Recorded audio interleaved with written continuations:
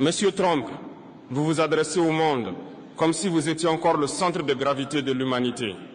Vous distribuez les menaces comme des cadeaux toxiques et vous pensez que chaque nation reculera devant votre voix qui se veut tonnerre. Aujourd'hui, cette illusion s'arrête ici, car je ne suis pas venu pour vous écouter. Je suis venu pour vous répondre.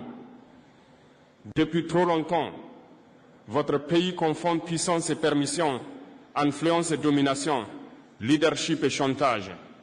Vous appelez partenariat ce qui n'est qu'une hiérarchie imposée.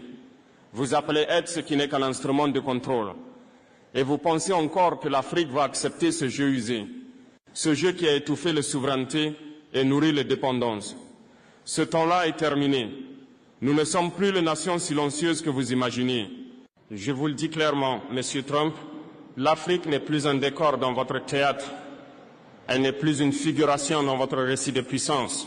Le continent que vous regardiez avec condescendance devient un continent qui vous parle d'égal à égal. Et cette égalité, vous devrez l'accepter, que cela vous plaise ou non. Vous annoncez des sanctions comme s'ils étaient des sceaux sacrés. Vous menacez, vous sermonnez, vous dénoncez. Mais vous oubliez une chose simple. Un peuple qui choisit sa liberté n'a plus peur des privations. Vous pouvez couper ce que vous voulez, fermer ce que vous voulez, retirer ce que vous voulez.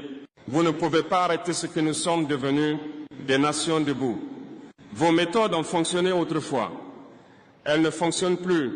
L'Afrique d'aujourd'hui n'est plus vulnérable à vos pressions.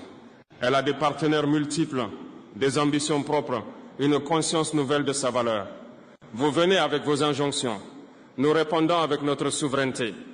Alors écoutez ceci, Monsieur Trump, car je ne le répéterai pas. Nous ne nous excuserons plus d'exister en dehors de votre contrôle. Vous n'êtes ni notre modèle, ni notre maître, ni notre horizon. Nous sommes un continent qui s'affirme et qui ne reculera plus face au tonnerre des puissants. Et si votre politique repose sur l'arrogance, sachez que nous avons cessé d'y répondre par la docilité. Nous y répondons par la clarté. Et cette clarté, c'est la liberté. Monsieur Trump, vos déclarations résonnent comme des ultimatums, comme si les nations devaient plier devant votre volonté. Mais écoutez bien ceci, la souveraineté n'est pas un marché, elle n'est pas une négociation, elle n'est pas un service que l'on vous doit, elle est le fondement même des peuples libres. Et ce fondement, vous ne l'ébranlerez pas. Vous pensez encore qu'elles feront trembler les nations. Peut-être autrefois,